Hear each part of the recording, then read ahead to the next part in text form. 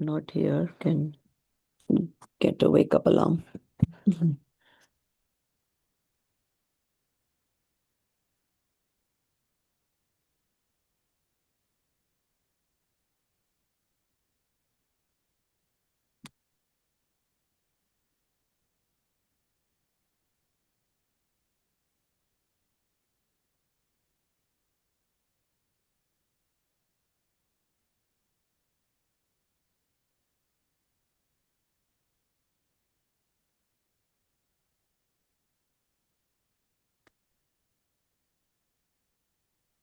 Not here. Can get a wake up alarm.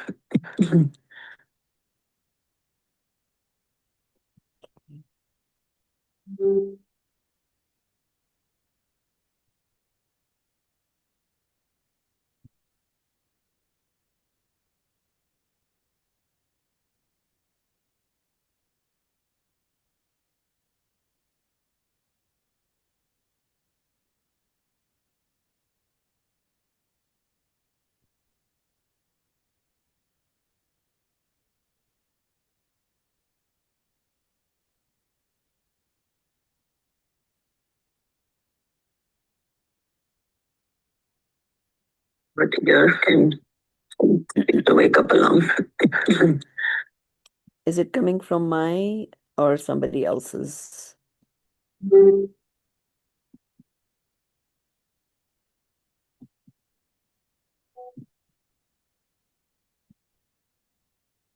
Okay. Namo Arihantanam, Namo Siddhanam, Namo Airiyanam, Namo Uvajayanam, Namo Loe Savasahunam. Jai Jinendra, everybody. Actually, what Arunji, Amit.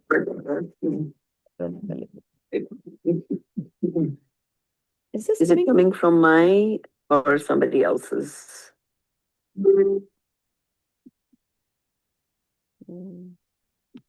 Just trying to see if I need to do something.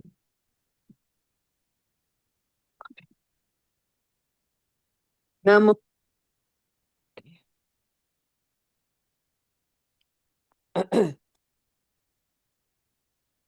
We'll go to page 121.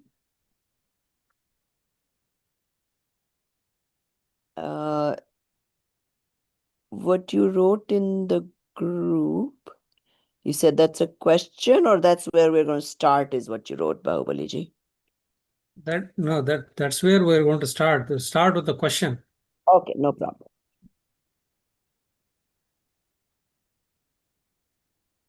Okay, so we will be starting with belief evolves on knowing. Therefore, why not say that wrong faith is preceded by wrong knowledge? Let's see. What do you guys think? Belief evolves on knowing. If somebody asked you that question, how would you answer? No, I think we getting exposed so much, and also, at this age, know that knowing is just knowing. You have to believe to be actively participate in that. If there is no belief, just knowing is just and then you know other thing. Knowing will not just stop. So faith is the one, or the wherever the faith you put, that's where you spend most of the time, and especially knowing the purpose, then the faith would help meet that purpose. So yes, knowledge is required, but faith is more important than the knowledge. I think that's why they chat Samyak Darshan first, right? Not Samyak. That is correct. What knowledge we are gaining right now is not Samyak Gyan. Remember, when does it become Samyak Gyan? You have to have Samyak Darshan. When the Samyak, faith is corrected. Right now, it's just information, it's just knowledge, right? When we apply that knowledge, when we gain Samyak Darshan, which means the true belief, the experience and everything, that's when it becomes Samyak Gyan. Yeah. So, okay. So let's read the answer. I see Nidhi ji, are you available to read yet or no? Yes, ma'am, I can read. Okay, then go ahead, start with that question on 121. Belief evolves on knowing. Therefore, why not say that wrong faith is preceded by wrong knowledge? Answer. It is so only. How can belief evolve without knowing? But this name wrong and right is attributed to knowledge on account of instrumentality of wrong belief and right belief, respectively. For example, both misbeliever and true believer know the gold, etc., objects alike, but the knowledge of misbeliever is termed wrong knowledge, and knowledge of true believer is termed as right knowledge. Similarly, it should be known that the cause of all wrong knowledge and right knowledge is wrong belief and right belief, respectively. Ma'am, could you excuse me for a second, please? Sure.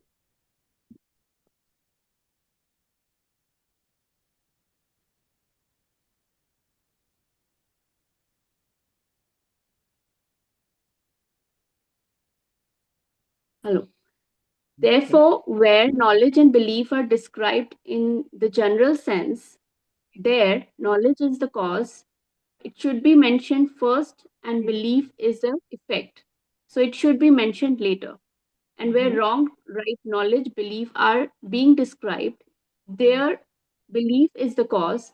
It should be stated first, and knowledge is the effect. So it should be stated later. So what is it?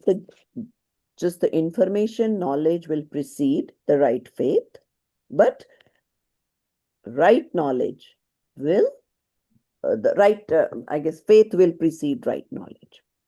And we are assuming here they're calling Samyak Darshan as right faith or right knowledge that way. So they're using the word right. Okay. But the knowledge you have that you gain before the right faith, the knowledge material itself doesn't change, right? It's not like you're getting some more knowledge, No, it won't change. right? So, but so if they say if you just have the basic knowledge, or even charitra for that matter, without Samyak Darshan, it can take you to heaven's highest heaven up to a certain point also. Mm-hmm. But still, it will not be the path to moksha. And why that is not as important or it doesn't have as much value? Because we have done that infinite times in the past. Mm-hmm. We have probably gone to heaven more times than hell. Mm-hmm. And we have come back, had Manushya Paryay, and still not been able to accomplish what we should have accomplished. So that's why it doesn't have as much value.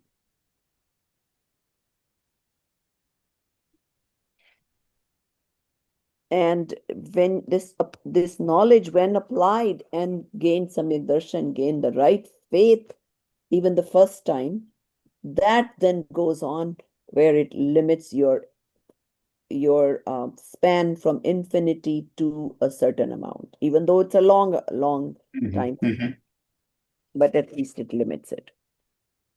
Without that, just yesterday, I was at some swadhyay and they were giving this notion of how many 2000, so many sagar or so many in one paryay, and then each samay of that Mm-hmm. you have to take birth in the same place. Then next samay you have to take birth. Next samay, like it is such a long time when we understand that Pudgal Paravartan and Bhav Paravartan and all those things.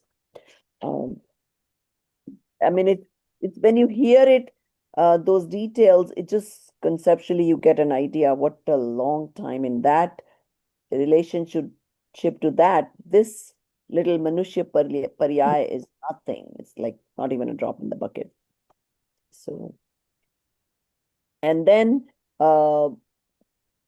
if we don't focus, if we don't prioritize, then you're going to be thrown back to that vicious cycle, and you kind of want to avoid, because you've gotten this opportunity, might as well make the best of it. Okay, so next question, knowledge and belief.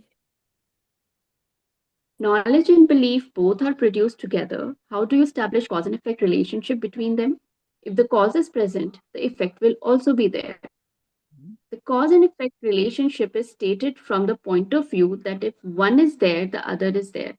For example, the lamp and light are found together, but the light will be there only when the lamp is there. Therefore, lamp is the cause and light is the effect. Similarly, relationship exists between knowledge and belief. In other words, the cause and effect relationship should be known between wrong belief, wrong knowledge, and right belief, right knowledge. Mhm.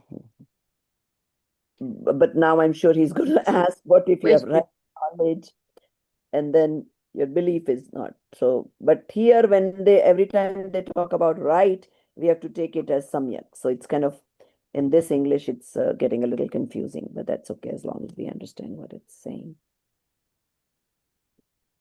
So, okay, next If question. knowledge gets the name of wrong, if knowledge gets the name of wrong knowledge when accompanied by wrong belief, then why not state the wrong belief only, the cause of samsara, mundane existence? Why is wrong knowledge stated separately? Answer.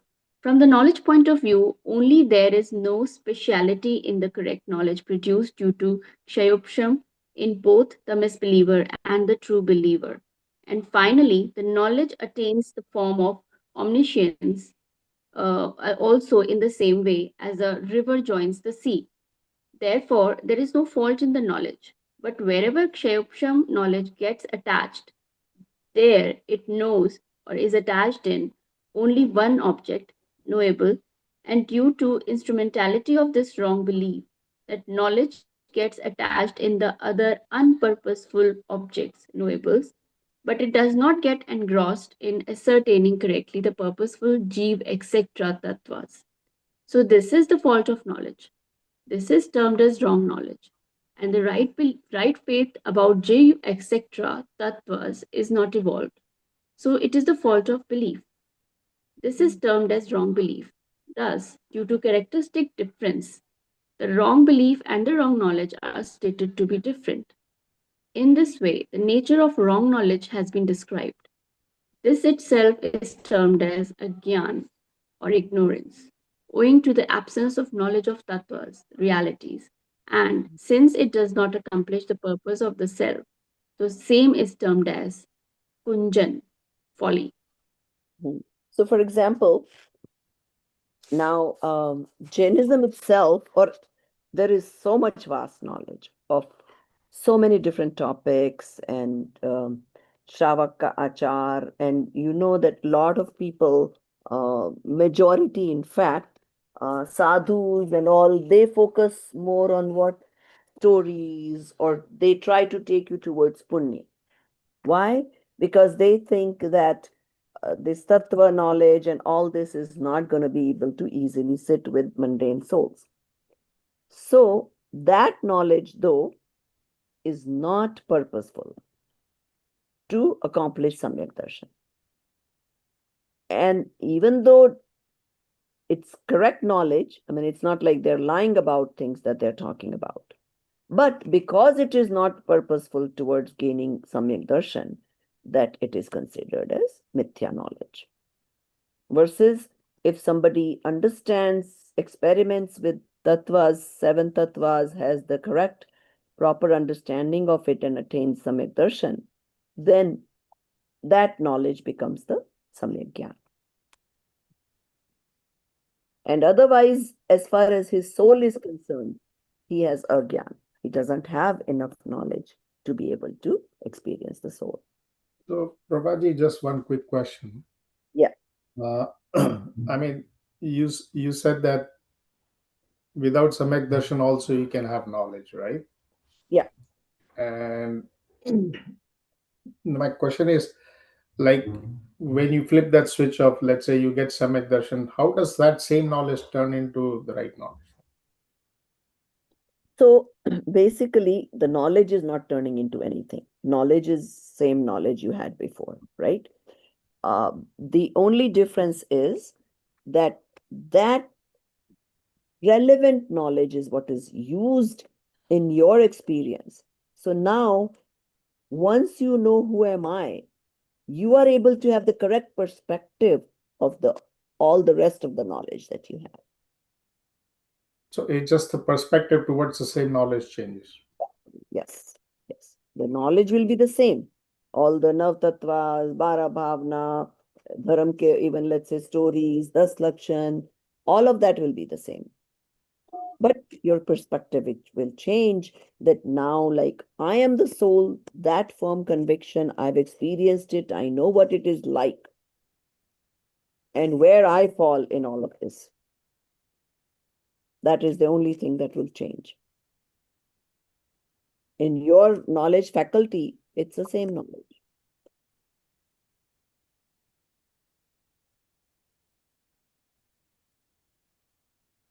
Uh, you've probably experienced that even sometimes in other topics, right? If you may know about some topic and suddenly it just clicks, right? It makes sense as far as how it fits in your relationships and things like that, and suddenly you feel like, oh, now it all makes sense and all that knowledge becomes meaningful.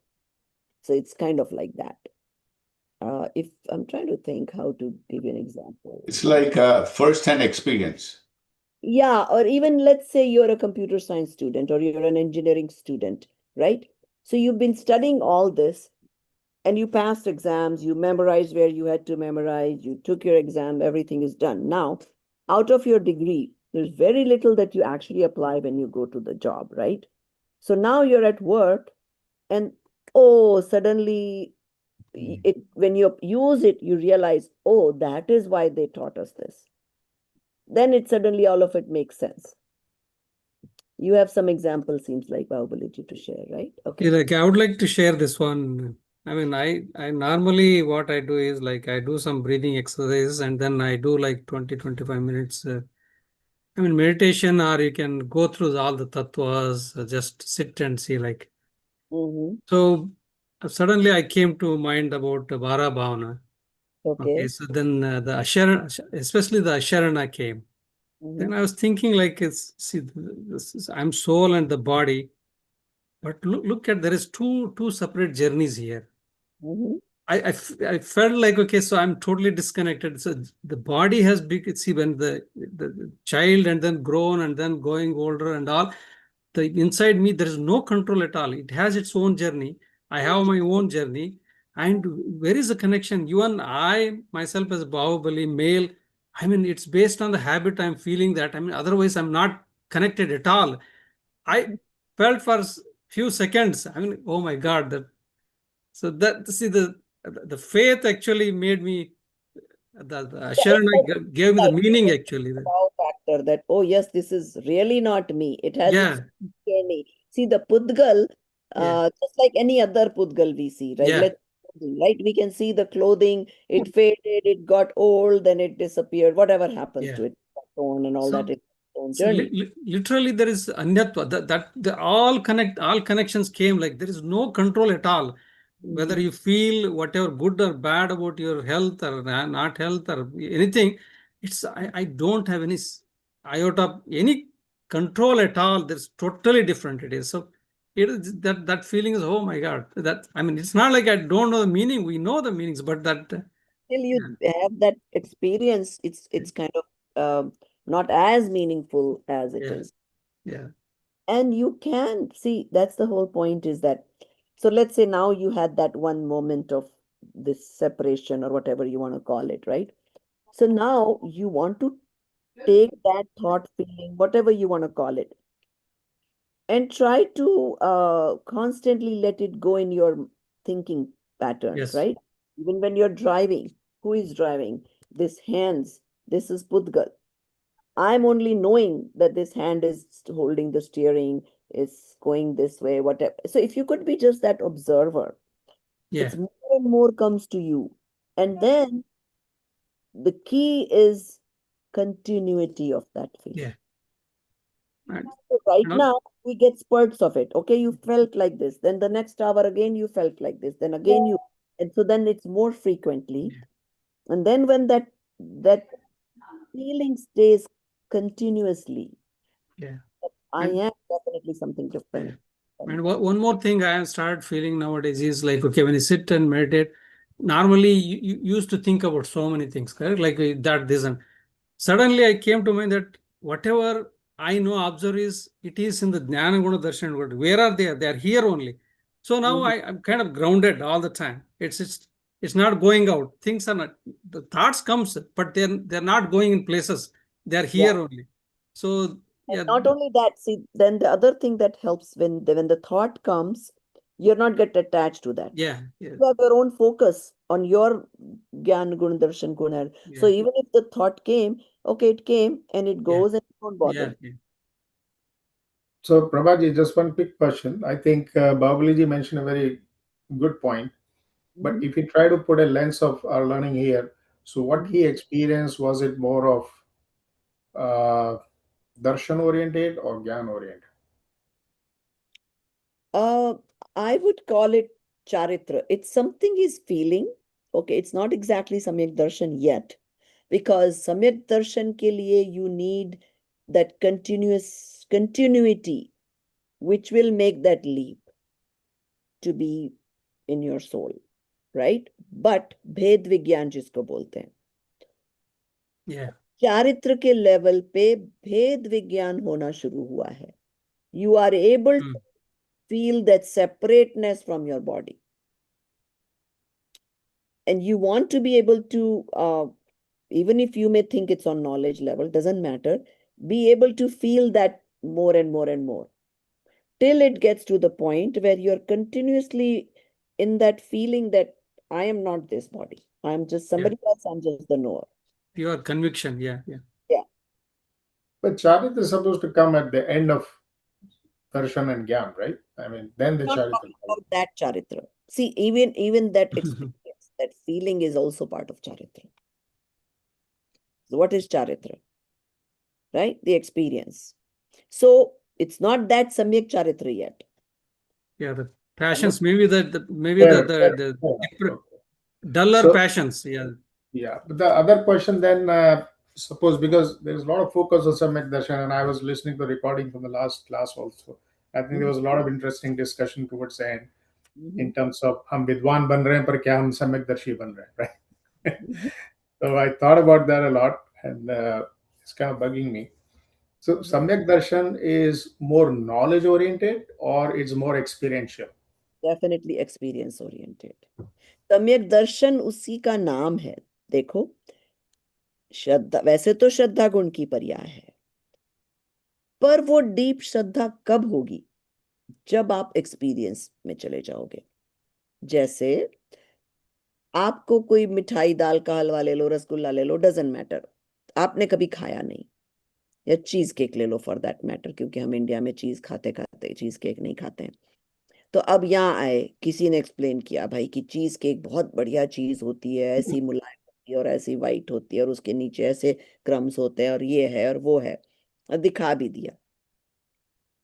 आपको काफी knowledge proper हो गया है कि this is what the cheese cake is all about, right? जब तक उसका एक पीस टुकड़ा खाया नहीं, तब तक कितना ही ज्ञान कर लो, it's still going to be different than once you eat it. ये तो आप मानते हो. अब जब आपने एक बार खा लिया, तो जिस जिसने उसके बारे में एक्सप्लेनेशन दिया था, अब वो 100% सही बोला था नहीं, जो भी था, अब वो श्रद्धान पक्का हो गया. You may conclude in this case में भी कि उसने 95% ही ठीक बोला था, ये 100 मेरे खाने के बाद तो I discovered this.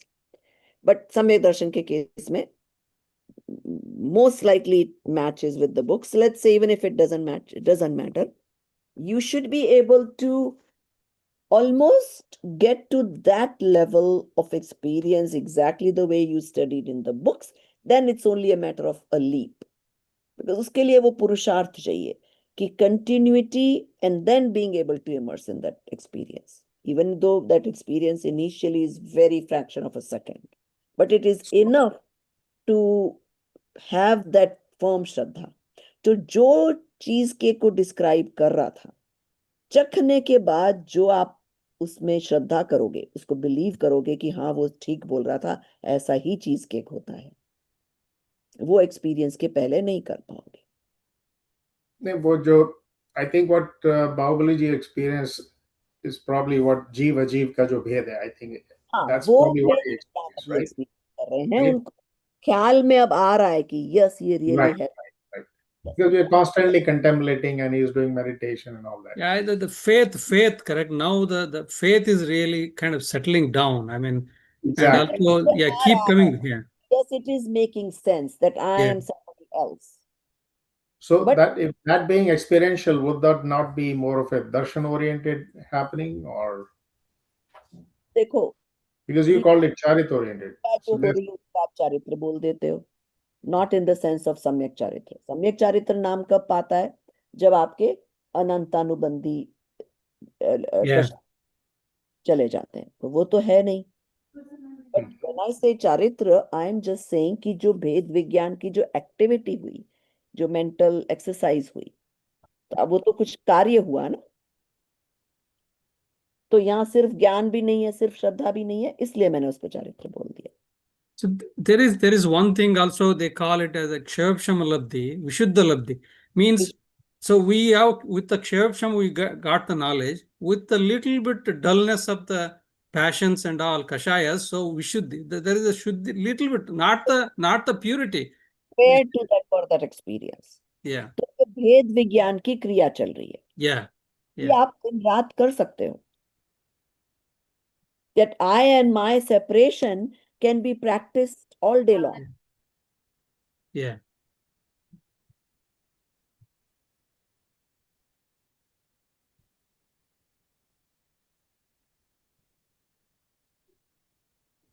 And that is a precursor, because then that, if it stays with you more and more and more and longer and longer and longer, से नहीं तो थोड़ी सी देर के लिए लगा कि हाँ भाई ये है तो कुछ अलग है, अब फिर तो भूल गए. फिर हम दिन भर तो बॉडी में सब एक ही है और चलते जा रहे हैं, अपने काम करते जा रहे हैं, ये मैंने किया, वो मैंने एक्सपीरियंस किया, वो मैंने भोगा, कर्तृत्व भोक्तृत्व में लगे रहते हैं हम. तो जब एक्सपीरियंस सम्यक दर्शन के लेवल पर होता है, तो पहले तो आप जैसे ये कर रहे हैं, राइट, एकत्व ममत्व, उसको पहले आप जानोगे कि yes I am attach to my things as if it's me. Body तो डेफिनेटली हमें पता ही है, हम उसको मी की तरह ही समझ रहे हैं. कई बार बच्चों को भी अपन मी की तरह समझते हैं क्योंकि वो इतने हमसे क्लोज हैं. और नहीं तो मेरा तो है ही, कि ममत्व तो है ही. Now whatever activities we do, हमें उसका कर्तापना लगता है. हमें लगता ही नहीं है कि ये ऑटोमेटिक चल रही है दुनिया, हमारे किए बिना भी चलेगी, कि हम तो सिर्फ भाव अपने कर रहे हैं, बाकी तो उसका जो परिणमन अपने आप सेपरेटली चल रहा है पुद्गल का. इस बात का हमें ख्याल ही नहीं आता है जब हम क्रेडिट ले रहे होते हैं कि ये मैंने किया, वो मैंने किया, या ये मैंने खाया, मैंने उसका स्वाद लिया, तो भोक्तृत्व. मैंने तो सिर्फ राग किया, और उस स्वाद तो जिस चीज का पदार्थ का जो था वो वही रहा, मैंने उसमें क्या किया. तो ये जो भेद विज्ञान जो कंटिन्यूस हम प्रैक्टिस कर सकते हैं डे टू डे बेसिस. तो इसमें मुझे ये लगा कि perhaps and correct me if I'm wrong, is जो जीव तत्व तो खैर साथ हैं, पर मेन जो हमारी टास्क है is to understand the difference between जीव and अजीव एग्जैक्टली, बाकी and सब internalize it. Everything else will fall in place. हाँ, everything else falls in place. जब आप एक बार सेपरेशन कर लोगे तो ऑटोमेटिकली फिर आश्रव क्या है. ये तो क्या है कि भाई आश्रव संवर इसलिए रेलेवेंट है कि अभी भी हम डे टू डे लिविंग में हमारी मान्यता में हमने बिठा रखा है कि पुण्य करने योग्य है, तो वो उसको लाइक हमने गलत प्लेस कर रखा है. इसलिए जानना जरूरी है, ताकि हम नहीं तो उसमें ही अटक जाएंगे कि भाई यही यही कर लो, then you have no way out. Once you convince yourself that that's only worth doing. तो इसलिए बताना, जानना के लेवल पे जरूरी है कि नहीं नहीं नहीं नहीं, वो भी करने योग्य नहीं है, कर्ता भाव रखने योग्य नहीं है। हो जाए मंद कषाय के कारण पुण्य हो जाए, वो अलग बात, पर ये करने योग्य जो कि मेजॉरिटी ऑफ द टेम्पल्स और साधु आपको यही सिखाते हैं कि पुण्य करने योग्य है, अभी तो ये तो करो, बाकी बाद में सोच लेना। तो वो एक बहुत आपकी तोड़ने के लिए आश्रव संवर इन सब को प्रॉपरली समझना जरूरी है। तो क्या हो कि कर्ता भाव जो खत्म करने की बात हम कर रहे हैं प्रभा जी, हाँ, उसमें नॉर्मल जो आप पढ़ाई पढ़ते हैं, जो अभी if you talk about Hindu tradition stuff, अहंकार की बात आती है, राइट? बिल्कुल। देखो जैन जो हमने अभी तक पढ़ा है उसमें अहंकार का इतना नहीं आया डिस्कशन। देखो अहंकार के दो तरीके हैं। एक तो अहम भाव अहंकार मीन्स, हम अहंकार को क्या समझते हैं कि भाई उसने ये काम किया, अपना क्रेडिट लिया, इसलिए उसको अहंकार है। समवॉट रिलेटेड, हम कह रहे हैं अपना अहंकार, अपना अहम भाव अपने में करो। का आप कुछ कर नहीं सकते, इसलिए डोंट इवन थिंक कि वो मेरा है, कि मैं हूं, या मैंने किया, या मैंने भोगा। ये चारों चीजों से हमें अलग होना है। अहंकार अपने आत्मा में करना। तो जब आपको पर में कुछ आप कर ही नहीं सकते, तो किस बात का अहंकार करोगे? When you understand this concept thoroughly well, I am absolutely not capable of doing something in Paradravya. उसका अपना परिणमन चल रहा है, या it is a coincidence that मैंने भाव किए, उसका परिणमन वैसा ही हो गया, it happen to match. And it is difficult concept because अनादि से तो हम यही प्रैक्टिस करते आए हैं ना। मैंने सोचा हाथ उठाऊं, हाथ उठ गया, done, I am the doer. हम ये बात सोचते ही नहीं है कि मैंने तो भाव किया, ये इसका तो परिणमन अपने आप हुआ है पुद्गल का। और अभी ही मुझे कोई पिंच नर्व हो जाए तो मैं वही भाव करूंगी, हाथ उठाऊं, और नहीं उठेगा, फिर कहाँ गया करता भाव?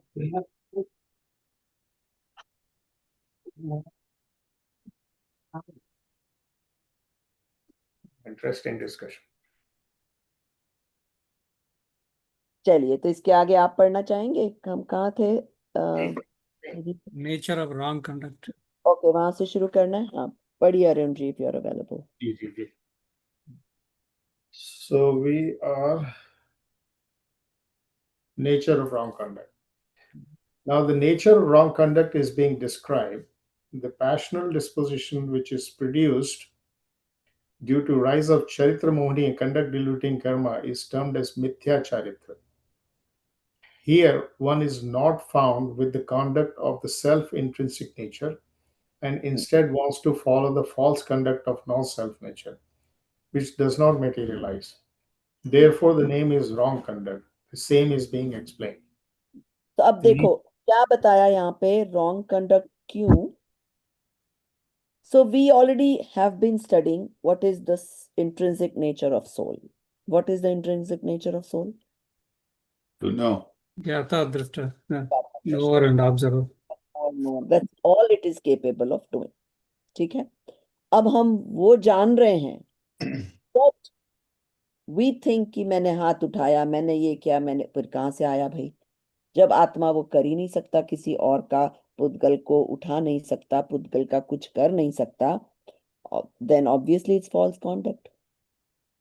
जो हमारा काम था नेचर में रहना, हम जानना देखना, वो हम कर नहीं रहे हैं, कुछ और उसके अलावा कर रहे हैं, तो वो मिसकॉन्डक्ट कर रहे हैं। Nature of the self, that is the soul, is knowing and seeing, but the self does not remain a seer and a knower only. Whatever objects he sees and knows, he believes them to be beneficial, harmful, Therefore, due to the attachment aversion feeling, he wants the association of some object and dissociation of some object. But their association or dissociation is not in his hand, because no substance is a creator or destroyer of any other substance. All substances modify according to their respective nature. He unnecessarily becomes agitated due to passional disposition. So we understand what is going on here. हमारा association गलत है. See, from the day one, when we started learning about all this, I've been saying, goal is to associate myself with me, not with my body, which is what we have been doing for times infinite past. अब हमारा association हमारी soul से है नहीं.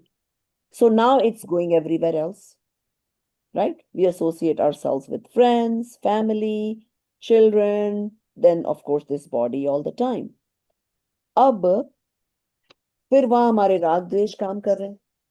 We like this, we don't like this. Just like world में क्या होता है? We like someone, we associate with them. This is my friend. You don't like this guy? No, this is not my friend. I'm not associated with him. अरे अपना बच्चा ही बदमाश निकल जाए तो हम लोगों के सामने बोलेंगे भी नहीं ये मेरा बेटा है. एसोसिएशन नहीं रखना चाहते.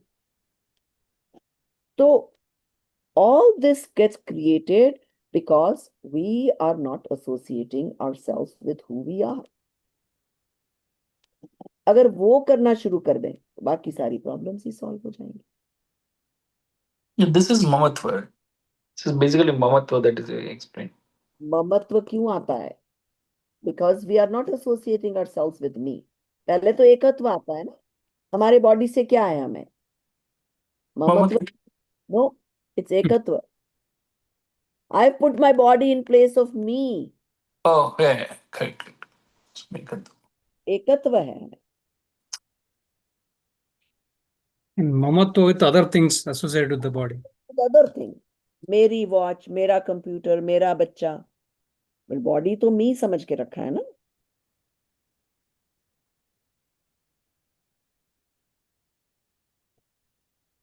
And if by chance a substance modifies according to his desire, it has not modified by his effort to modify it that way. As a cart moves, and if a child by giving a push to it believes that I'm moving it, then his belief is false. If it moves due to his effort, then why does he not move it when it does not move? Similarly, the substances modify on their own, and this jiva, by knowing that modification, believes that I'm modifying these this way, but his belief is false. इसका साथ वो dog वाला example आता है बहुत अच्छा. पुराने जमाने में बैलगाड़ियां चलती थी, right? So carts, there is a dog walking under the cart. Now he keeps thinking, oh my God, I am walking. I am deciding where this cart goes. I am going faster. The cart is going faster. I am going this then. Then suddenly the cart moves right. And the dog thought he has to go left. And then suddenly, oops, then the rude awakening that Samyak Darshan happens, that I was really not moving the cart. So same way, till the things are going our way, we think, हमने बच्चे को doctor बना दिया, हमने बच्चे को engineer बना दिया. अब वो तीसरा बच्चा तो भोंदू रह गया, उसका क्या हुआ? वो तो अपने आप हो गया, उसके कर्मों के कारण हो गया. वहां हम वर्शिप नहीं लेते.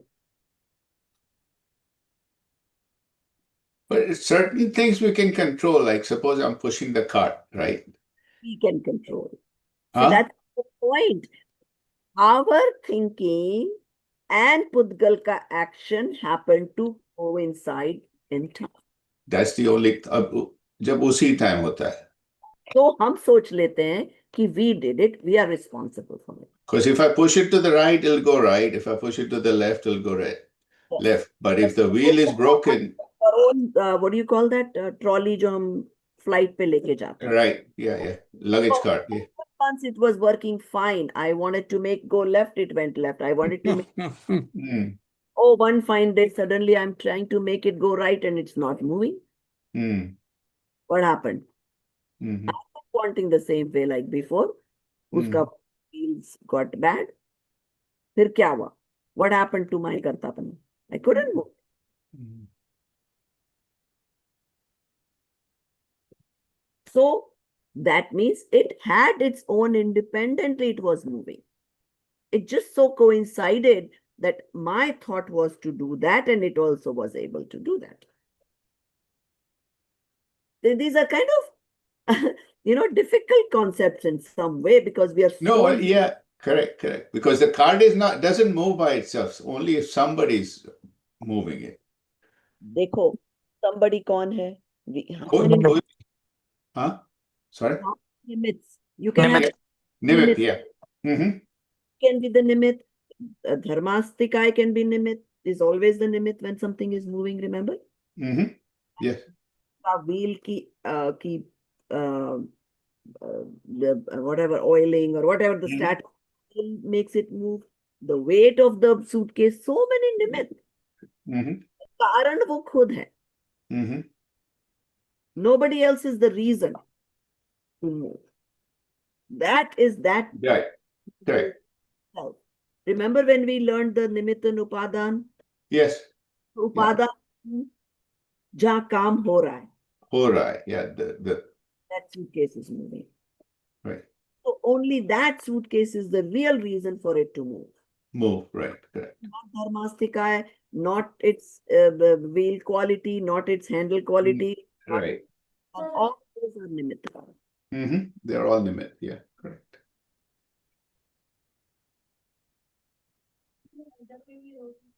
If the substance is modified due to his efforts, then why does he not modify them when they do not modify in the desired fashion?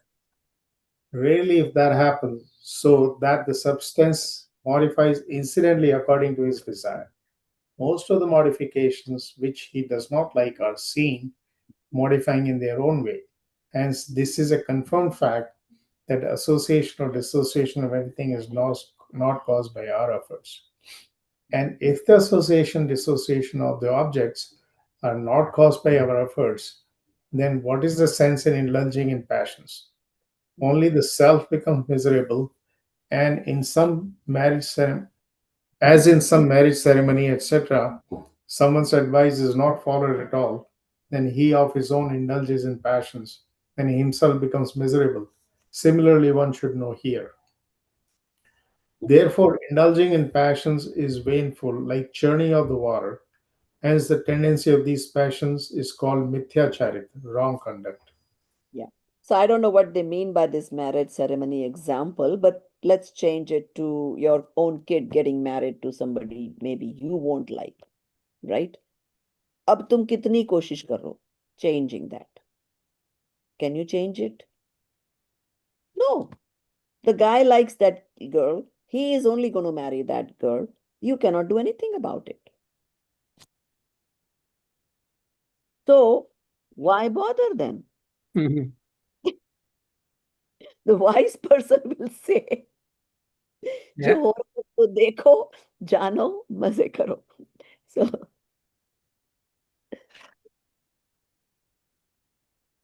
Therefore, indulging in passions is baneful like churning of the water. Hence, the tendency of these passions is called mithyacharit, wrong conduct. and every time it's very difficult, right?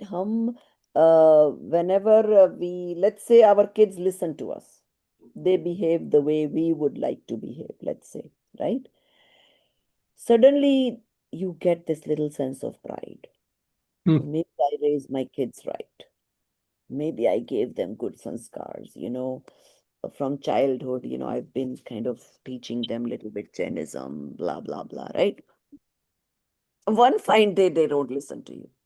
Suddenly, awakening, it wasn't me. So, Uh, and it's very difficult to keep that in perspective. That every time they behave, every time they listen to you, no, no, no, no, no, it's not me, it's not me, it's a coincidence. I want them to behave. They happen to, their thinking matched and they listened. No, you are so exactly correct. I mean, I experienced it. I mean, I knew that, but see, like one day I was thinking like with my daughter, correct? So she's been talking with me hours and all things. Then I look back and see what we talked is whatever the subject she liked. Mhm. Nothing else. The moment you bring up something else she does not like, yeah, this talking stops. So it's like we feel proud thinking that, okay, been spending good time listening to me. No, because we conveniently talk whatever they want. Uh-huh. Yeah. So yeah, it is. And we take the false pride, false Oh, yeah, whatever. yeah, yes. Okay, misconjuncture about good and bad. So it's The rational dispositions are produced owing to believing the substance is either good or bad. But believing good or bad is also false because no substance is good or bad. The same is being explained here. Mm. That which is pleasurable and beneficial to us is termed good, and that which is distressing and beneficial is termed bad. In the universe, all substances are producer of their individual natural functions only. None is pleasurable or distressing, beneficial or unbeneficial to anybody. This Jiva himself in his thoughts, by believing them pleasurable, beneficial, knows them to be agreeable, or knows them bad by believing them distressing and unbeneficial. For same substance appears to be good to someone and bad to someone. For example, one does not get the cloth to him. To him, a coarse cloth appears to be good, and the one who gets the fine cloth, to him, the coarse cloth appears to be bad. To swine, etc., the feces appear to be good, and to celestial beings it appears to be bad. To someone, the torrents appear to be good, and to someone it appears to be bad. Similarly, other examples are to be understood. so like that also we have discussed in the past because there is no such thing as good or bad. It's all where our rag is, where our desires are, and we make things, favorable or unfavorable. The the things, events are never good or bad. They just are, like they say, and that's why if you believe in this concept of it is what it is. So even the children behave the way they do. We have our own notions of how they should behave. If they accordingly match, then we think they're good behaving. They don't match, we think they're bad behaving. And same thing, this rain, right? Rain is not good or bad. To the farmer at the right time, it is good. To the people who are getting floods, it's bad. So it has been proven time and again that nothing is good or bad. It's all your, even not even or made up, basically made up desires, made up attachments towards things is what makes it good or bad. And in the same way, to some jiva, one substance appears to be good in some particular instant, and the same substance appears to be bad in some other particular instant. Moreover, it should be known that this jiva considers chiefly a particular substance to be good, but the same substance sometimes appears to be bad. For example, the body is agreeable, but when it gets diseased, then it becomes disagreeable. The sun, etc., are agreeable, but under some circumstances they appear to be disagreeable. And those sub-objects which this jiva chiefly considers to be disagreeable appear to be agreeable sometimes. For example, an abuse usually is unagreeable, but the same appears to be agreeable in father-in-law's house. What is that supposed to mean?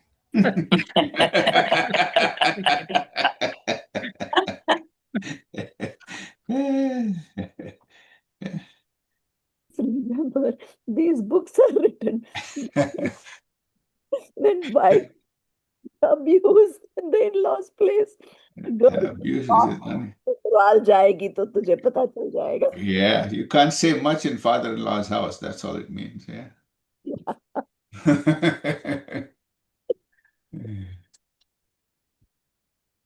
Thus, beneficiality, harmfulness are not the characteristics of substance. Had there been beneficiality, harmfulness in the substance, then the substance would have been beneficial by itself, it should be beneficial to all, and which would have been harmful by itself, which should be harmful to all, but it is not so. This Jeev himself believes them in his imagination to be beneficial or harmful. So this imagination is false. So let's take an example. Let's say some guest is coming to your house, right? Now, it's a guest that kind of you're neutral. अभी कोई आ ही रहा है अपने शहर में and they ask, they're coming and like you're okay with it. You'll welcome, you'll whatever feed them and all that, right? Versus कोई अच्छा friend आ रहा है, okay? अब वो फ्रेंड कॉल करेगा, अरे नहीं नहीं अब मेरा पोस्टपोन हो गया, मैं कल आऊंगा, आज नहीं आऊंगा, कल आऊंगा. Instead of 3 days, I'll only spend 2 days with you. To you, that's bad news, right? अब जो अदरवाइज गेस्ट था, which you're just kind of okay ठीक है आ रहे हैं हम कर लेंगे टाइप्स था, वो फोन करेगा कि मैं एक दिन लेट आ रहा हूँ. क्या फर्क पड़ेगा? न्यूट्रल. इट्स ओके, ठीक है, आज आते तो भी ठीक था, कल आएंगे तो कल वेलकम कर लेंगे, ज्यादा नहीं फर्क पड़ेगा. So what is the deciding factor? Your attachment or aversion. Rag. Yeah. आना तो कोई ना कोई था ही गेस्ट. कौन आया उस पे आपकी फीलिंग डिपेंड करेगी, whether you consider it good or bad. Same way मुनि राजों को या जो भी वैरागी जीव हैं, उनको चीजों से इवेंट से फर्क नहीं पड़ता, क्योंकि उनका लेवल ऑफ राग डिजायर सब कुछ रिलेटिवली बहुत कम है. तो इसीलिए हमने पिछले चैप्टर में पढ़ा कि desire and rag dvesh are directly connected with your sukh and dukh.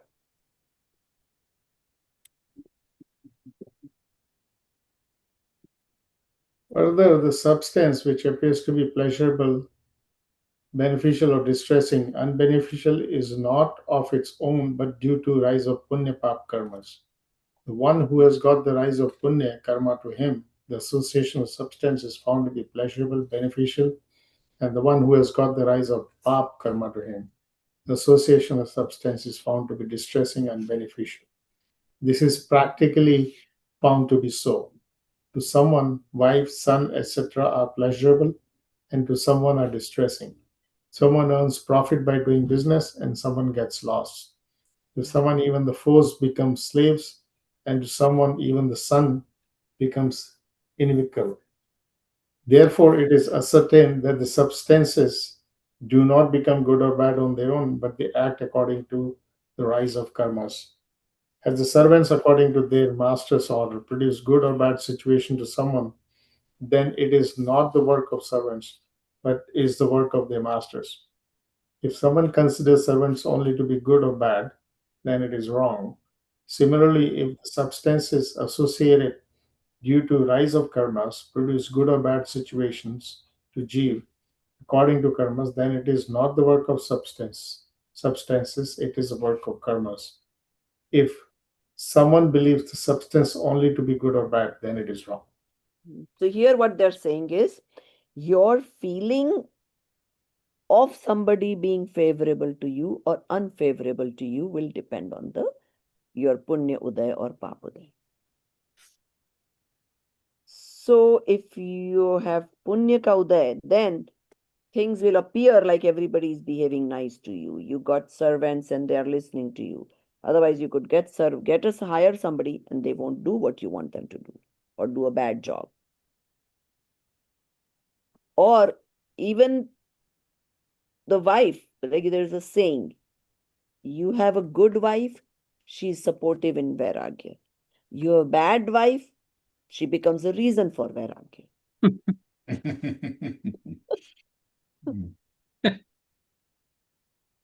Still good. You're still good, right? So you might as well accept whatever you got.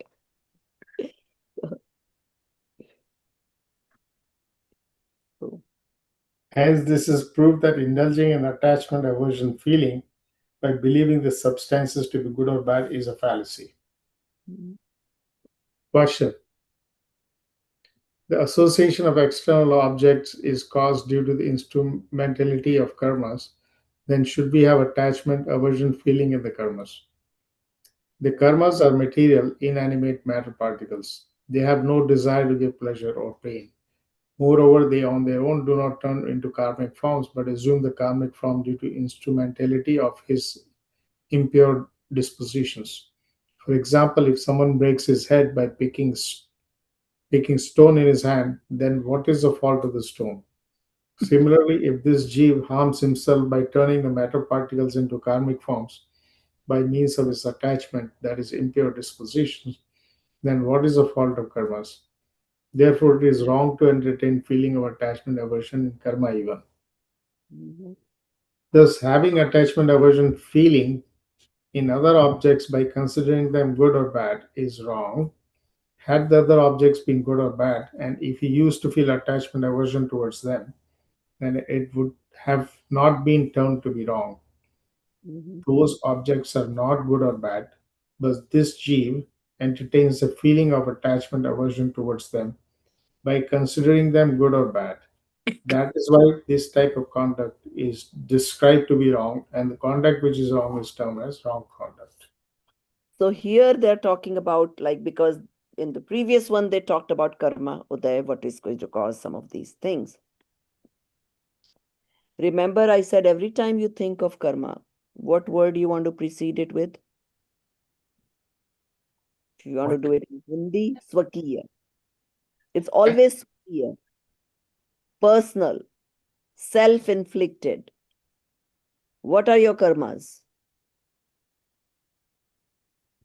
Who caused them? Monia. I mean, our mitya. Self. Own. Yourselves.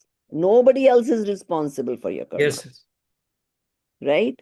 So Yeah. in Hindi, you want to say it every time you use the word karma. If you say swakiya karma, self Swakiya. done, Yeah. or personal, private, whatever makes sense to you. Always use that every time you talk about the word karma. Swakiya. Yeah. Yeah. Swatiya, right? Swakiya, Swakiya. self done. Swakrut. Swakrut, Mhm. swakiya, self done, Self-made. Self-made. translated to private, personal, one's done, Mhm. whatever makes sense to you. So who is to blame? Myself. Yeah. So because otherwise the karmic matter was running around freely in the universe. It didn't care to come to you. You chose. You attracted it towards you. And now that it is with you, it is going to come into fruition. Now, okay, so wo to vicious cycle ho gaya. Now it's coming into fruition, but you still have a choice. Yep. You can be strong. You can do the effort, purusharth, to not let those karmas bother you. Yes, it's your own fault that you got them whenever they came to you. But now you became an aware soul. Now you don't want these karmas to take over you. So then you say, okay, no matter what the uday is, I'm going to choose my path. I'm going to choose to not react. I now have Bhed Vigyan. I know karmic matter is Pudgal. I am not Pudgal. Let it do its job. I'm just the knower.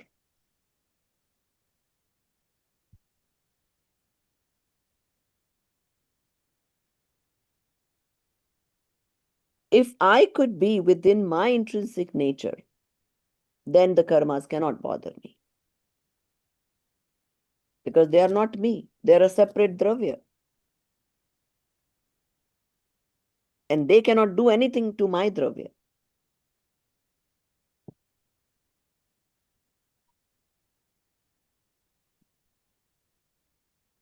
Want me So to go? way to combat that is what they're saying. Should we go to the next topic? Let somebody else read now. Who would Yeah. like to? I Yeah. can read. Oh, good. Chalo, Bahubali ji, you. Okay, I Yeah, can read. Amit wants to read. Oh, Yeah. Amit, Amit wants to Anyone read. read. go ahead, Amit. Okay, constitution and growth of rag dvesh. Now the constitution and growth of attachment, rag, and aversion, dvesh, in this jeev are being analyzed. Primarily, this jeev is possessing I-ness feeling in the embodied form. So he acts by knowing self and body to be one. When a pleasurable condition is produced in the body, agreeable to self, he feels attachment in it. And when an unpleasurable condition is produced, disagreeable to self, he feels aversion in it. He feels attachment in the external objects, which are the cause of pleasurable state of the body, and develops aversion in the destroyers of that state. And he develops aversion in the external objects which are the cause of unpleasurable state of the body and feels attachment in the destroyers of that state. And further, he develops attachment in those objects which are the instrumental cause of above external objects and feel aversion in their destroyers, and further develops aversion in those objects which are the instrumental cause of external objects in which he was already having aversion feeling and feels attachment in their destroyers. And among these objects also in which he feels affection, he entertains the feeling of aversion attachment in the other objects, acting as the associating cause and destroyers of them. And the objects in which he has developed aversion, he entertains the feeling of aversion attachment in the other objects, acting as the associating cause and destroyers of them. In this way, the tradition of attachment aversion continues. Hmm. So this rag dvesh becomes again a vicious cycle, right? So you like something, if somebody removes it with you, you are now aversion towards that person. And if somebody does what you like, you have attachment towards that person, and it goes on and on and on. And there are several examples in the Pratmanu Yoga. One popular one is which one is that? Is that Mahavir Bhagwan? No. Maybe that's Parshanath. Yeah, Parshanath, I think. So this in one life, there was these two brothers, and one brother makes a palace for his newlywed wife. And I think the other brother decides to go and use it. And the one who had made it obviously feels aversion that this was my thing. How could he go there? Right? And then they fight and whatever happens. Then it goes to the next. Huh? I think it was, yeah, 3 plates. So 245s and 145. What's whatever the bar rate was, right? So go back. Okay. I don't think he's talking to us. Okay. So then in the next life, they get born. I think it was I think one becomes Muni and one becomes something else. So now, as a Muni, he doesn't have as much passion, right? So this guy comes to him and again he's trying to tease him. So Muni, first he stays quiet, like he doesn't want to respond, nothing. But then he keeps triggering it more and more. Hey, what happened? You were so strong in that life and you could fight, and now what happened? And that Muni could also only take it so much. So there was this cow, and he holds the cow with the horn and lifts it and hits that guy. So again, that aversion that keeps going. So it keeps on going and going. Such there was so many lives. This kamat and uska batate hain that this attachment aversion thing keeps going until Parshnath ji.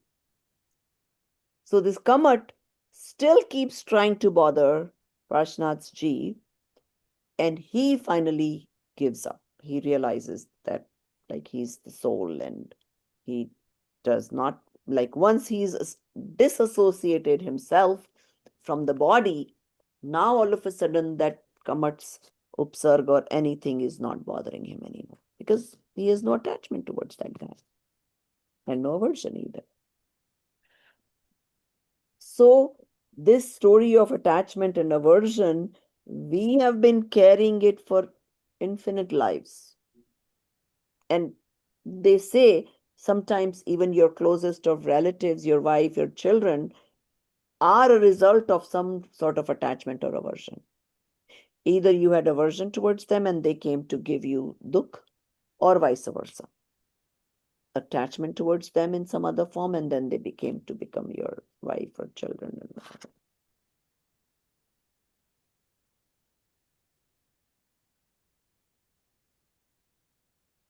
Should I continue? So yeah, so now like the thoughts of I want to have this same spouse for 7 lives and all that, just forget about it.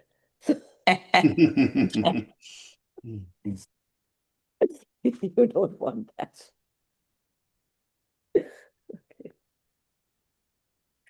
Further, in those many external objects which are not the cause of producing any condition in the body, in them too he feels attachment aversion. For example, nothing good of the body is caused to the cows, etc., from its calves. Mhm. Even then, they feel affection in them, and nothing bad of the body is caused to the dogs, etc., from the cats, etc., yet they entertain the feeling of aversion in them. Further, nothing good of the body is caused by perceiving, etc., of many of the colors, smells, words, tune, etc. Even then, this Jeev feels affection in them, and nothing bad of the body is caused by perceiving, etc., of many of the colors, etc., yet the Jeev feels aversion in them. In this way, the attachment aversion feeling is generated towards different external objects. So you see how even those of course we experience. We naturally like certain colors and we don't like certain colors. We experience, you see somebody on the road, suddenly some person becomes quickly your friend, and other times you don't even want to care about or look at that person. So you see, we are carrying this baggage of attachment and aversion from our previous lives too. Yep. Further, in these objects too, in which he feels attachment, he develops attachment aversion another other objects too, acting as the supporting cause and the destroyers of them.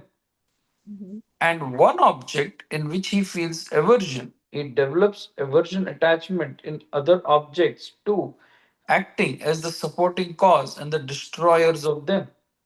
Similarly, here too, the tradition of attachment aversion continues. And here, when they're using the two words together, like aversion attachment, so they're talking about attachment towards that dvesh bhav. Hmm. Like you want to hang on to that aversion also.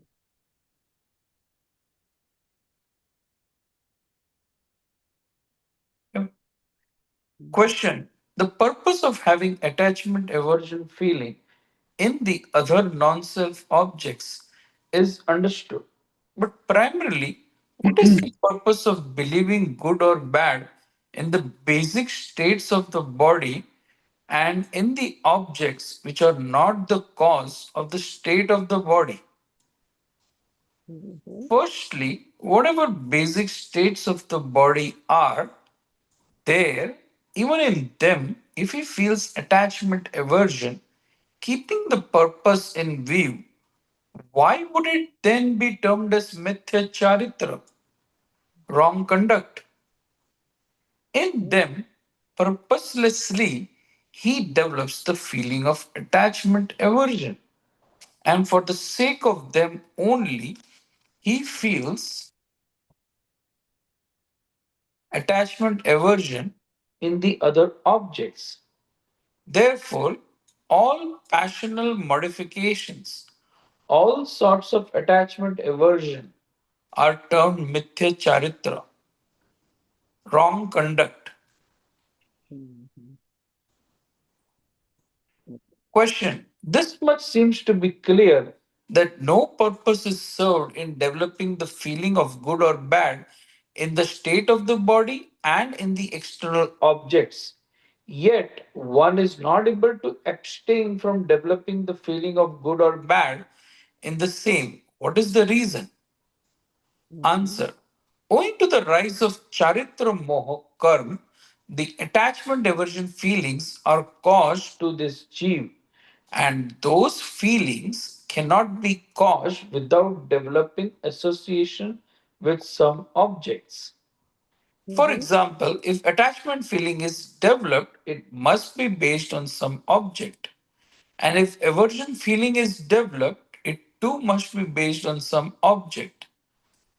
Thus, there exists a cause and effect relationship between those objects and the attachment aversion feelings. There, the specific point is only this, that many objects are predominantly the cause of attachment feeling, and many other objects are predominantly the cause of aversion feeling. Mhm. Many objects act as the cause of attachment feeling to someone in some particular time and act as the cause of aversion feeling to someone in some particular time. Here, it should be known that there are many instrumental causes in the evolution of a modification. In the evolution of attachment feelings, Mhm. etc., the internal cause is the rise of Monier curve. It is the strong cause, and the external cause is the associated object. It is not a strong cause. Due to feeble rise of Mohaniya karma, the great ascetics do not develop the feeling of attachment aversion in spite of the instrumentality of external objects. Mhm. On the other hand, even in the absence of external causes, due to intense rise of Mohaniya karma, the wicked Jeeves develop the feeling of attachment in those objects by mere imagination. Therefore, attachment, etc., passional dispositions are evolved due to rise of moha karma. There, that external object with the association of which attachment feeling is to be evolved in that object without any purpose or with some purpose attachment feeling is developed. And that external object with the association of which aversion feeling is to be developed in that object without any purpose or with some purpose aversion feeling is developed. Therefore, due to the rise of monia, one is not able to abstain from developing the feeling of good or bad in the objects. In this way, whatever attachment aversion form of conduct is caused due to believing the objects good or bad, that is termed mithya charitra. So you understand all that this rag, dvesh, attachment, aversion has to do with the Rise of ra- charitra. right, charitramonia. Now, when somebody gets samyak darshan, the the extreme one that causes the anant anubandh of multiple lives, that one is subdued or destroyed, right? So ananta anubandhi charitramonia nahi hai, kashai nahi hai. Now, the remaining three are left until that when you are in the sadhu state, only the sanjvalan is left. So there now all these are much milder. So you are not as much affected. So for example, if there is a sadhu and the king comes and let's say insults them that, hey, you don't have anything in my kingdom, why are you without clothes, whatever. Sadhu will not right away feel insulted or feel dvesh bhav towards the king, because his level of charitramoniya uday is much less, much milder, but it is there.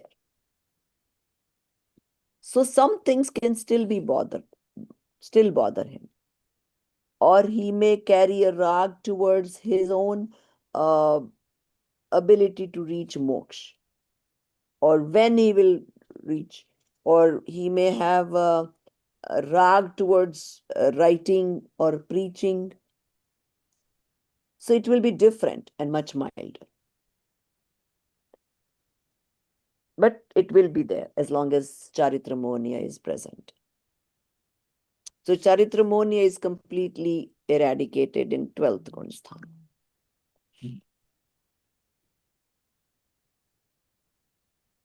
Okay. And the anger, pride, deceit, greed, laughter, liking, disliking, sorrow, Hold fear, on. What are these? What did he just read? What are these called? Anger, Now, fault, yes. So the first four are the main kashai, and the rest of them are no kashai. Yeah, go ahead. uh, sorrow, fear, disgust, female sex passion, male sex passion, neuter sex passion, forms of passional dispositions are nothing but the details of these attachment aversion feelings only. All these are the subdivisions of Mithya Charitra only. Mhm. All these have already been described earlier. Yeah, we read this in chapter 3, right? That Yes. how in relationship to each of these karmas, there is no karma left. So none of these, there is no reason for the soul to be having any kind of those attachments or aversions. So that, and which then in turn means you are eternally happy. And in this conduct, there is absence of self-absorption form of conduct. Therefore, it is also termed as acharitra, non-conduct. And here, those passional thoughts are not destroyed or are not free from attachment. Therefore, this is called asayam, incontinence, or avirati, vowlessness. Because if there is unrestrained involvement in the objects of the five senses and mind, and in the injury of five kinds of immobile being as well as mobile beings, and the thoughts of renouncing them do not arise, the same is termed as 12 kinds of incontinence or vowlessness. Such activities take place on the evolution of the passional dispositions. Hence, know that Mithya Charitra is also called Asayam or Avirati. This is also termed as Avrat, vowlessness, because indulgence in sinful acts of injury, falsehood, theft, unchastity, and hoarding is called Avrat. The root cause of all these tendencies is the pramatyo, that is the activity actuated by passions. The pramatyo is full of passion. Therefore, Mithya Charitra is also called as avrat, vowlessness. In this way, the nature of wrong conduct, Mithya Charitra, has been described. Mhm. In this way, the tendency of wrong belief, So wrong the word knowledge, pramat basically is pramad in relation to being in its true nature.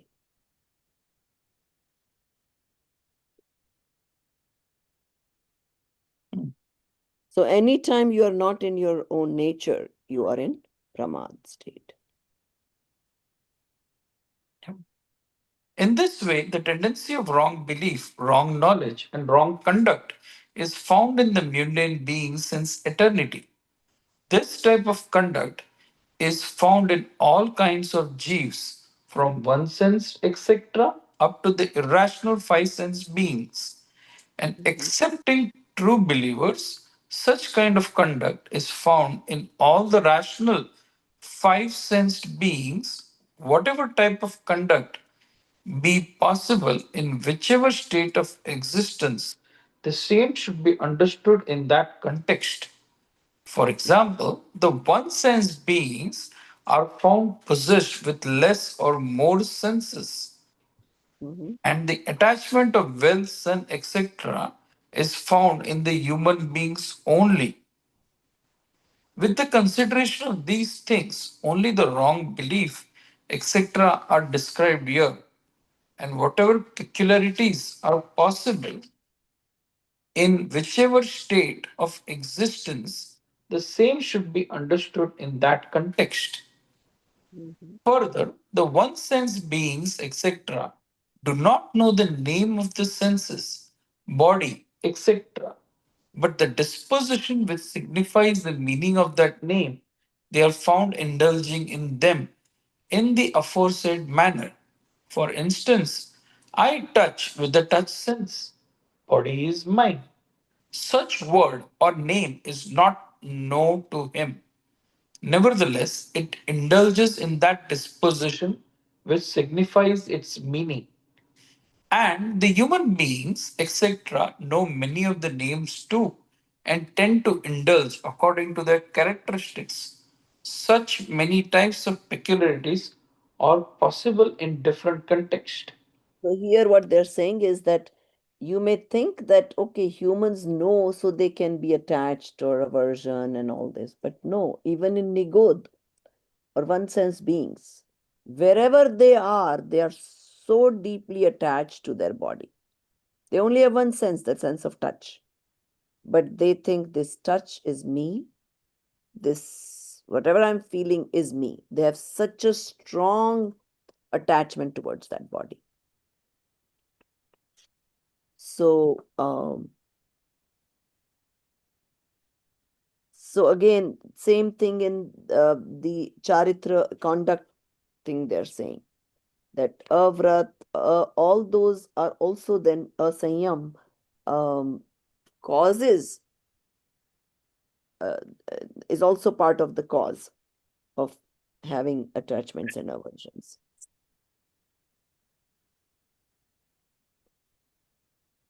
So when you don't have the correct conduct, that is also called as avrat, means you are not restricting yourself to be in your true nature. In short, you're indulging in your passional dispositions. Exactly.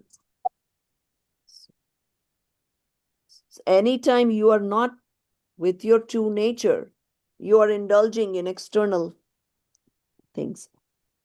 That's anything that is non-you is mithyachara. Okay, Bahubali ji, you want to read the next section? Yes.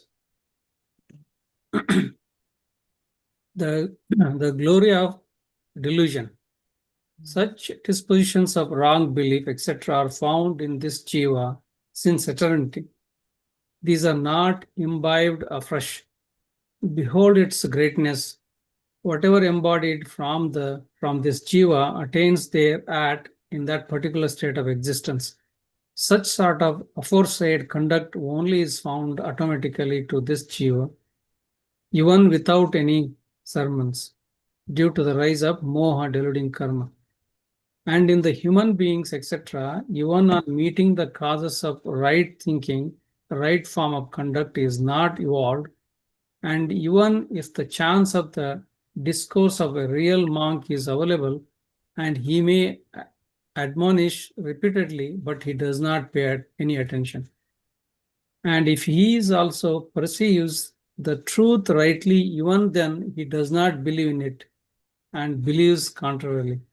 The same is being explained hereunder.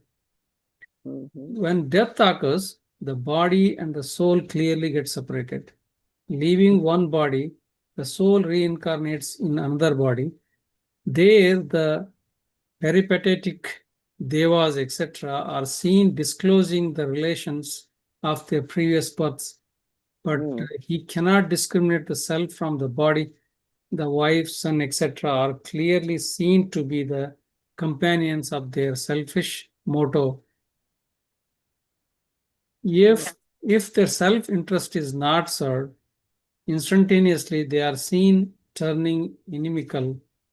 But this misbeliever feels mineness in them, and for fulfilling their desires, he indulges in various types of sinful acts, which become instrumental cause of his going to hell, etc. Wealth, property, etc. are seen changing hands, but he believes the same to be his own. Further, the condition of the body and the external property, etc., are seen getting created and destroyed of their own. He unnecessarily becomes the doer of them. There, the work which goes right according to his will, about it he says, I did it. And if it goes wrong, then he says, what can I do?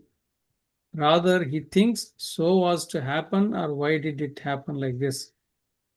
But either he should have been the doer of all such deeds, or should have remained the non-doer. But he does not think so. Okay, so this sentence that he just read, so was to happen. So that is going to just underline that. That is going to take us to our next book. Can you guess? Oh, Brahmacharya. Brahmabhadrapare. So, so you see, Yeah. and that is what it is. But Yeah. we keep taking the, all the credit or discredit, whichever way, right? Yeah. So, Yeah. so now I think this example that they're giving, I don't know what they mean by peripatetic. I think they're talking about this Vyantardev, if I'm not mistaken. Let me just double check the meaning of this peripatetic. Unless or if you know, one of you knows, then tell me. Otherwise, I'm Googling it.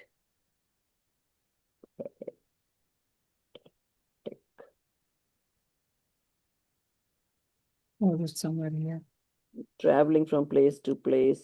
Yeah, leaving one body, the soul reincarnates in Yeah, other body. There, the peripatetic devas, etc. I think they mean Vyantardev. Yeah. You know what is Vyantardev? No, No. Okay. So that is, say you die, and there is your body takes the form of a Vyantardev. So one is Dev in the heaven, 16 heavens, right? Now there is another heaven between the hell and the middle, what do you call that? Not Manushya Madhyalok. Okay.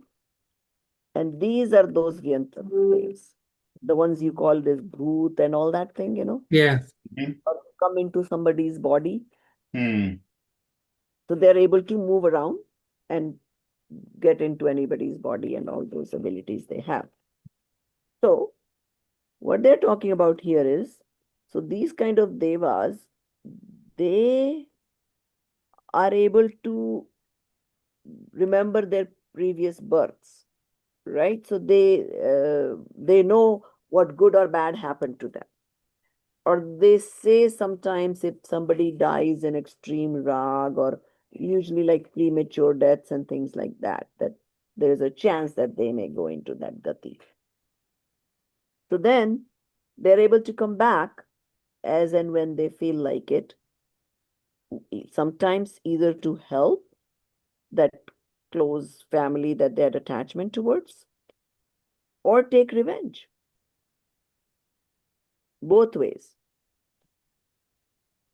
And the point they're trying to make here is that because of that attachment or aversion, this inimical word means harmful. They can become harmful to their relatives because they still feel the mindness towards them. And they may think they're going to fulfill their desires, and they will do different things, and you will hear all kinds of stories about somebody came into somebody's body. They might either be able to tell the future, or they may hurt someone if they think that they're harmful to their family, and that type of thing happens. So wealth, property, etc. can be going from one person to the next because of its own doing, the Pudgal. But this person thinks it is his and accordingly develops the aversions.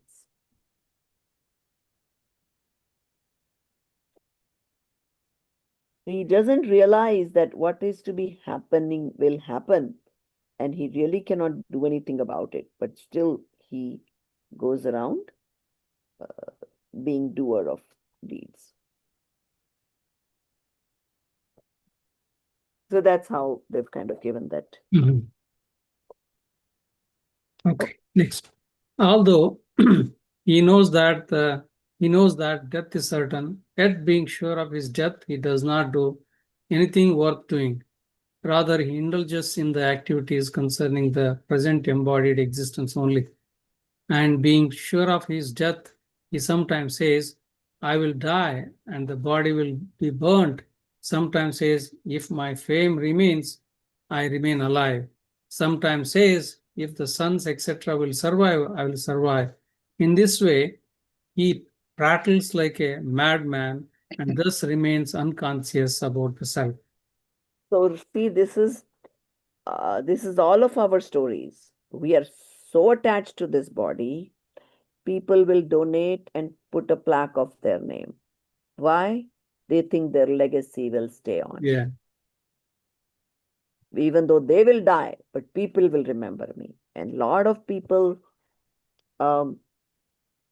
before death, they want to make sure they've done the division amongst their kids. And, we all, if we are thinking, oh, I have to make the will and I have to do this and I have to do that. What are we doing?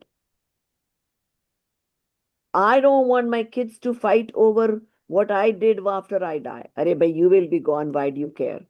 Yeah.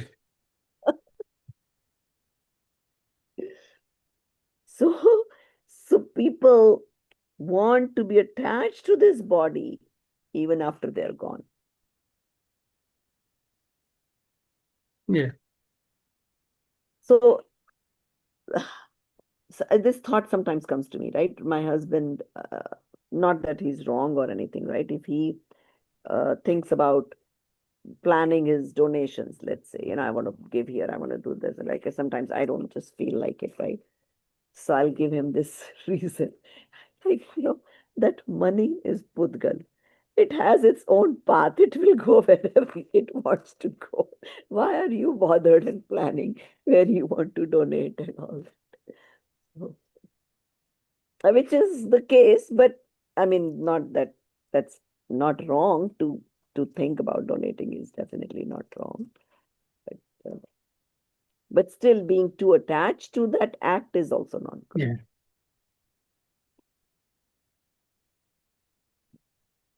Okay, next. Although he knows well that he has to leave for next embodied life, yet he makes no effort for getting agreeable and avoiding unagreeable associations for the next birth, and instead makes ceaseless effort in order that the generation of his sons, grandsons, etc., may remain in agreeable condition. Nothing unagreeable may happen to them.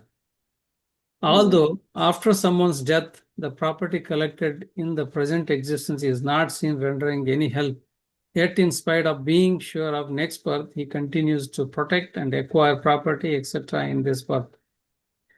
And due to indulgence in sensual pleasures, passionate acts and acts of injury, etc., he himself becomes unhappy and miserable, becomes foe of others and reproachable in this world, and becomes miserable in the next world also. All this he knows well, yet indulges in the aforesaid acts only.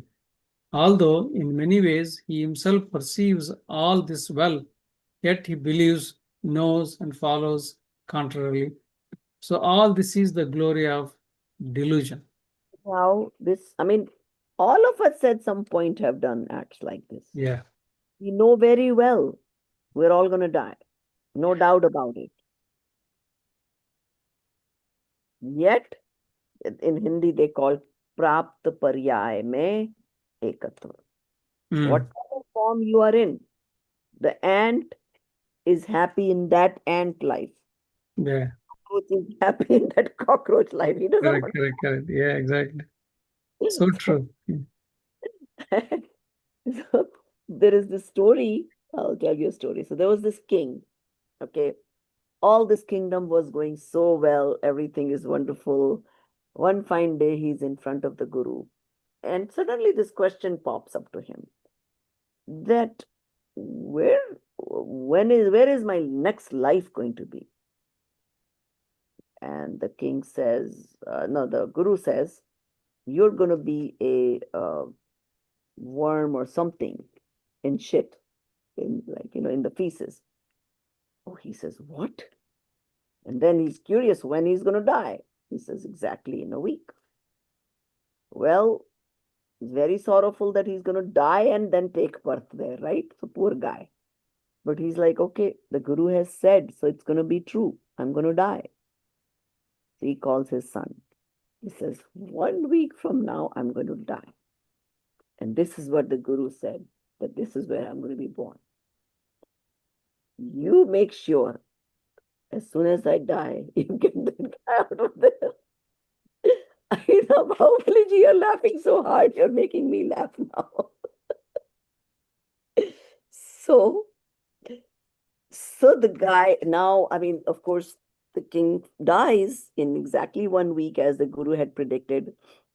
And the son now he has to, do whatever his dad wished for. He goes around, looks for that little worm that is now in the feces and takes a wood, whatever stick, and tries to kill it. That because the father said, no, no, no, I don't want to have that kind of birth. I don't want to live as a worm. Guess what that worm does? He doesn't want to die. He keeps moving faster than the stick. So you see, that king now is satisfied with whatever body he got. He doesn't want to get killed. And that's not the king's story. It's all our stories. Yes. That's what we have done in all these past lives. Yes. So we are happy in whatever body we get, we make it me. And that me we don't want to get let go of. If in this life, if we understand that this is not me, maybe in our future lives, we won't be as attached to those bodies. First, of course, in this life itself, get that detachment towards the body.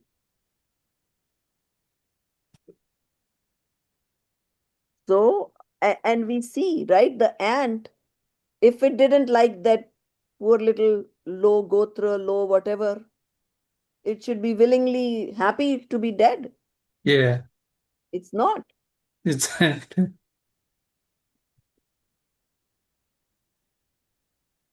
oh my God. Yeah. And when you think about it, oh my God, Yeah. that was, who knows, but that king could be me, that worm could be me. I mean, since soul is so beginningless, we have been billions of time that, I mean, definitely. Mm-hmm. So whenever we read these examples, just always think, I've been there, I've done that. Yeah. And it's me who needs to change and improve. Yep. So, okay, go ahead. Next in this, right? We have only 2 paragraphs. You might as well finish it. In this way, this jiva is found indulging in wrong belief, knowledge, conduct from beginningless time. Due to this indulgence, the association of karmas creating several kinds of miseries in this world is found. These perverse dispositions alone are the seeds of all sorrows and none else. Mm-hmm. Therefore, O Bhavya, O capable soul. If you wish to get rid of sorrows, then eradicating of these wrong beliefs, etc., alienated dispositions is the only act worth doing. By this way only, you will achieve the highest benediction. Thus the fourth chapter describing the wrong belief, knowledge, conduct in the Moksha Marg Prakashak Shastra is concluded. So hopefully we feel like being with ourselves more and more after reading all this. Yeah. So otherwise that Pudgal Paravartan Anadi is still going to stay with us. There's no end to it. So it's, yeah, very well written and very good, which concludes this book. We are only supposed to do these 2 chapters for this semester. And you guys can go ahead and do your summaries. And I suggest the sooner you do, it is fresh in your mind. And you can, put your thoughts together quickly. What are the learned lessons from each chapter? For your own benefit. I mean, you want this short write-up to be your own. So when you want to go back and read it, at some point you will say, wow, at that time, this was my understanding. And hopefully it will improve in the future.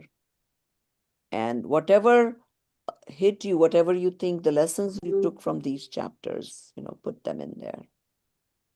Or even any stories that you can relate to, put them in there. So actually, I think you guys are better off with these 2-hour classes. I think I'm finishing things sooner here than my morning classes. Because there's continuity in the morning class, like we have one question, then that takes away 15 minutes, and before you know it, the hour is finished. So yeah. Yes. Okay, so we still have 15 minutes. So if you have any questions, queries, we can go over it. Otherwise, we can conclude the class sooner today. Prabhaji, one quick question. Mhm. In last class, you talked about Prithvi Kai, Prathvika, yes. right? And almost seemed to suggest that Kan Kan mein jeev hai, Mhm. which I was having trouble understanding. Mhm. So देखो, काय मतलब क्या? काय Body, body body. है पृथ्वी, right? So now there is no saying that all those stones that you see could be bodies of jeeves. You पर understand? पृथ्वी पुद्गल भी तो है. बिल्कुल, जो काय तो पुद्गल ही है, no doubt about it. But each of, because see, Nigod and one sensed, there are minute beings that are not visible to the eye. So think about it.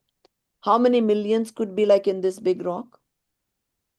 No, I get that point, but the rock itself is not jeev. It's a jeev, right? It is a jeev, definitely it's a jeev. So Yeah. जो कण कण में भगवान है does not mean at all that this Pudgal substance can be jeev. No, Pudgal is never transforming into jeev. Because the reason I was sort of a little confused is because a friend No, of no. mine, he All does the, Gita I mean, discourses. first of all, it's a misdemeanor. It's not a correct statement wherever in Hindus when they say kan kan mein Bhagwan hai. But this is just my interpretation of it. Okay, in Sure. that sense, yes, you can say that each of uh, that stone or whatever you say could be holding a jeev in it. That's all it means. Fair. In No, that, you can say kan in kan. some ways it seemed like कण कण में जीव है, तो वो थोड़ा सा confusing हो गया because another friend of mine who is a Hindu and who does Gita discourses and everything. So he Mhm. keeps posting the stuff. He does YouTube videos too. So he and I were having a discussion that I was telling him this is a key difference because अगर परमात्मा को हम चेतन मानते हैं तो why does परमात्मा control जड़, right? That was a discussion we were having. Right. So then I said, oh ये तो कण कण में भगवान हम भी बोल रहे हैं तो क्या गड़बड़ है? नहीं बोल रहे हैं, I was just saying कि why they could be saying that. See, क्या होता है कि समझो उनके भी, this is all my assumption, okay? I don't know what is the reality. But let us say, क्योंकि ऐसा कहते हैं कि ऋषभ देव के भगवान के टाइम, राइट, वो तो ट्रूथ बता रहे हैं। महावीर का जीव जो मरीची था उस टाइम, उसने 363 मत निकाल दिए, his own interpretations of whatever, right? So the truth could have been deviated in several ways. And this could be one way. Or whoever said this kan kan mein Bhagwan hai knows this reality that each patthar kan can have a jeev in it. And really means that way. We don't know. I was just kind of giving them the benefit of the doubt. That's all it was. No, I like the fact that separation that Jainism has is clean. The Right. Prakriti is different, and Yeah, the Pudgal part is still going to be different. yeah, But at the same time, I can say, yes, if I touch here, there could be a jeev which has the potential of being Bhagwan. That's all it means. So But it's similar to the body and the soul, right? The stone. exactly, the stone itself is the body, So which is Pudgal, but there'll be a soul, there can be a soul in there. Yeah. embodied, not in it or anything like that. It always will remain separate.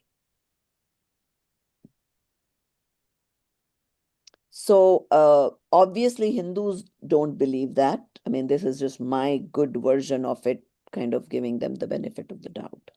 I mean, they literally think that har patte mein bhagwan, idhar bhagwan, or I mean, it's kind of all messed up there because ek taraf se wo bolte hain har jagah bhagwan and ek taraf se bolte hain ek hi bhagwan. So it's, you don't know which way it is.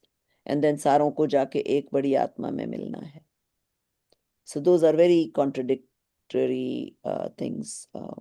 And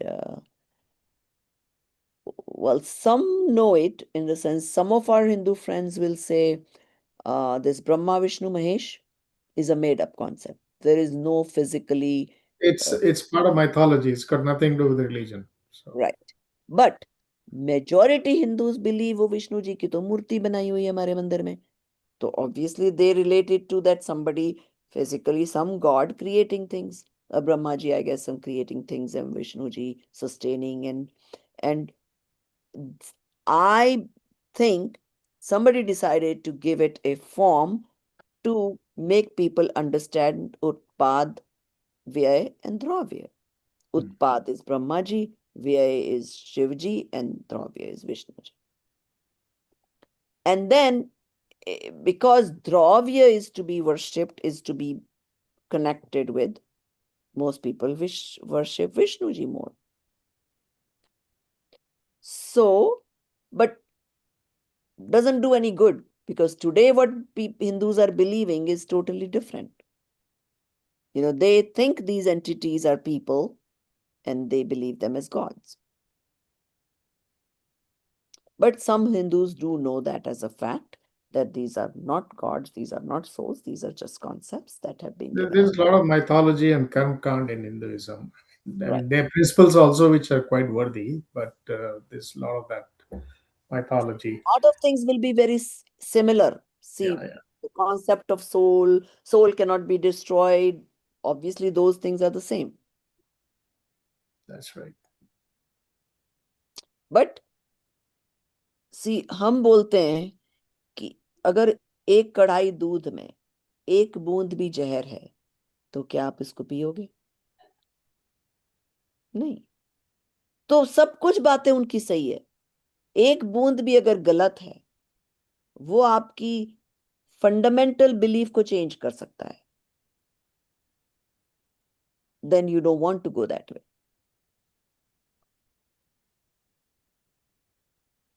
Because once your knee is shattered, then you don't know which direction you're going.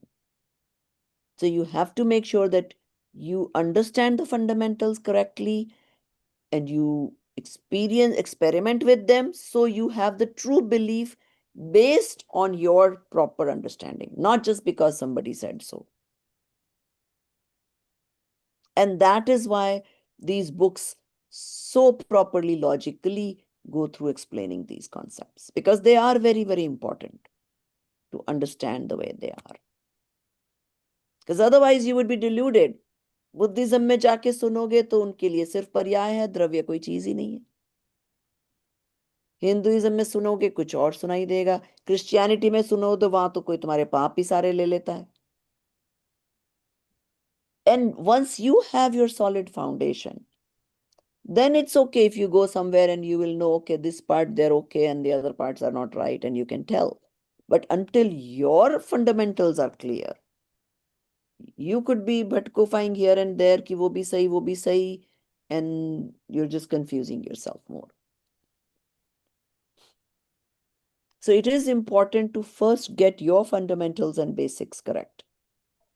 And then doesn't matter where you go, because then you cannot be lost.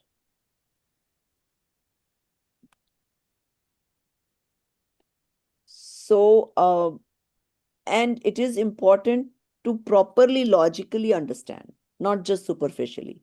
Because if you try to just superficially understand it as a book or a topic, then again you start getting confused. Oh, maybe Hinduism says that and maybe they are correct, or this says that. No, don't get yourself jumbled up in that. You first get your fundamentals straight, clear. Then it's okay to compare and contrast with other religions. Because by then you know thoroughly well what the truth is. And you've proven it to yourself.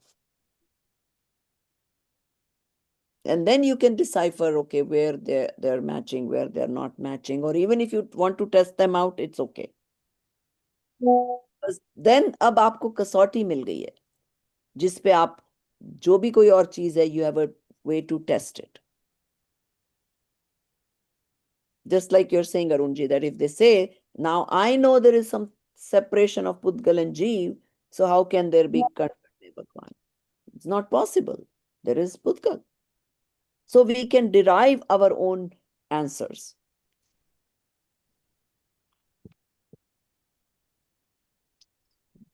Okay, chalo. So we'll conclude the class here if there is no more questions. सहजानंदी शुद्ध स्वरूपी अविनाशी हूँ आत्म स्वरूप। सहजानंदी शुद्ध स्वरूपी अविनाशी हूँ आत्म स्वरूप। सहजानंदी शुद्ध स्वरूपी अविनाशी हूँ आत्म स्वरूप। निज निधि निज में बताई यह अनंत उपकार है। इसके लिए जिन वाणी माँ को वंदना शत बार है, वंदना शत बार है।